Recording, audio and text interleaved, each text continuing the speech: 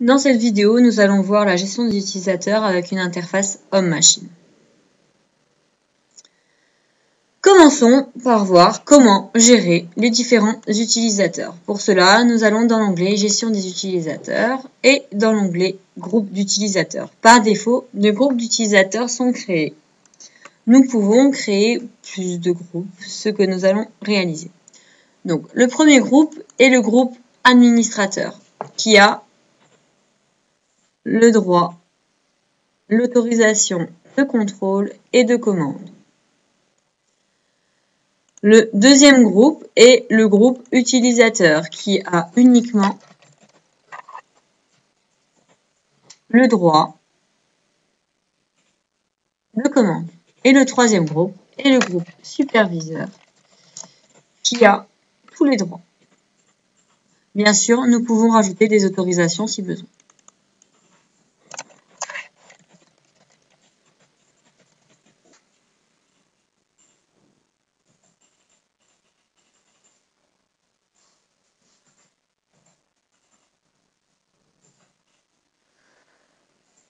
Voilà.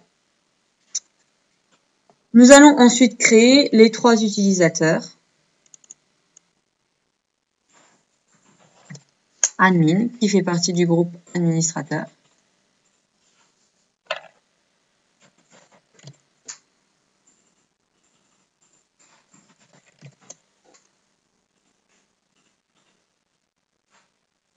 User, qui fait partie du groupe utilisateur.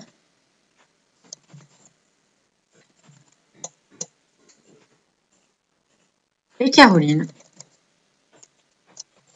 qui fait partie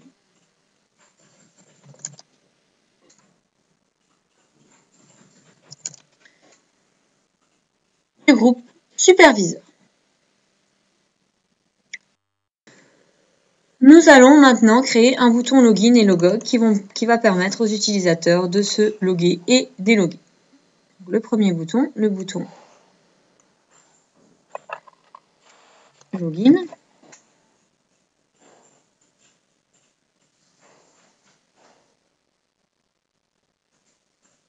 Et le bouton logout. Le bouton login va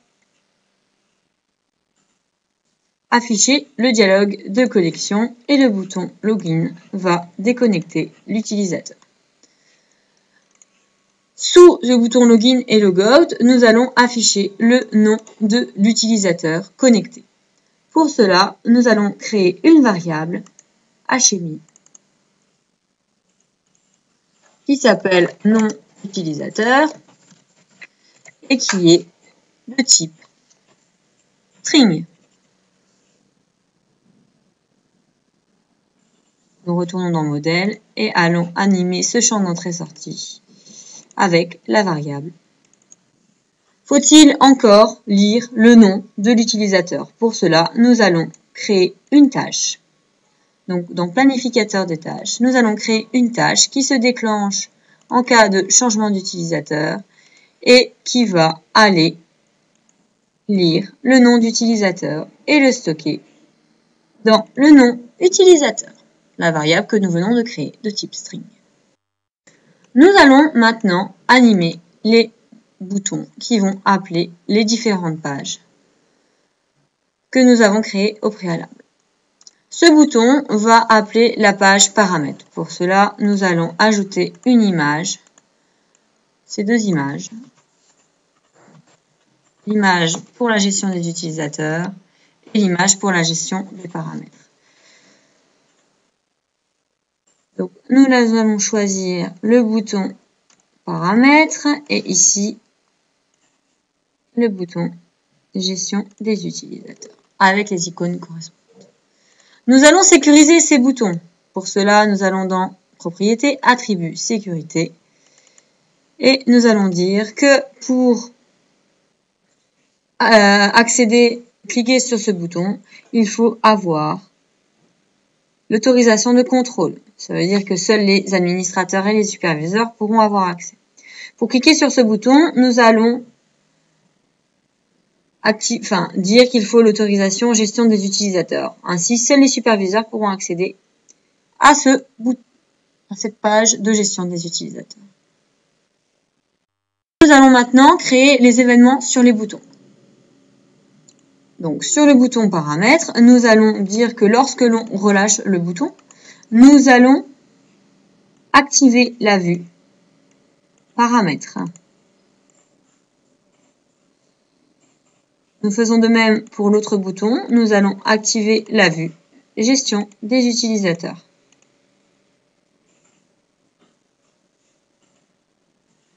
Dans la vue gestion des utilisateurs, nous allons dans accessoires contrôle ajouter une vue de gestion des utilisateurs. Ainsi, les superviseurs pourront ajouter, supprimer et gérer les utilisateurs. Nous allons maintenant voir si cela fonctionne. Donc nous allons commencer par compiler l'ensemble du programme.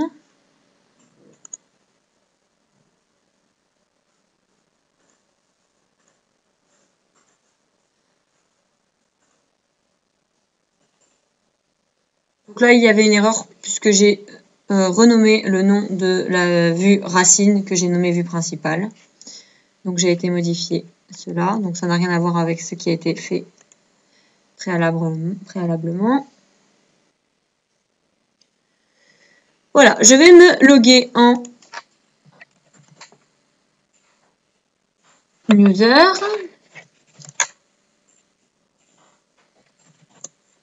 Donc, je suis logué en user, on voit bien que le nom est indiqué.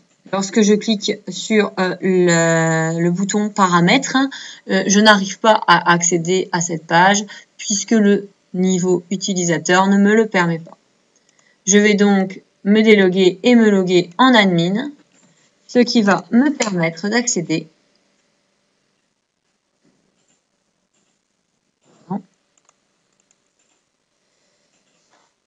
à la page paramètres. Donc, je suis logué en admin et je peux accéder à la page paramètres. Si j'essaye d'accéder à la gestion des utilisateurs, il me redemande de me loguer puisque le niveau admin ne me permet pas d'accéder à la page de gestion des utilisateurs. Dans ce cas, je vais me déloguer et me reloguer en tant que Caroline.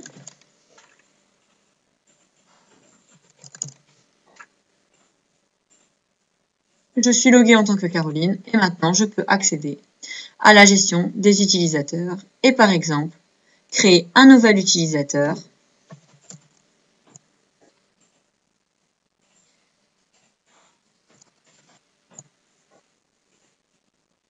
qui fera partie du groupe des utilisateurs. Ainsi maintenant je peux me déloguer et me loguer en tant que user 1.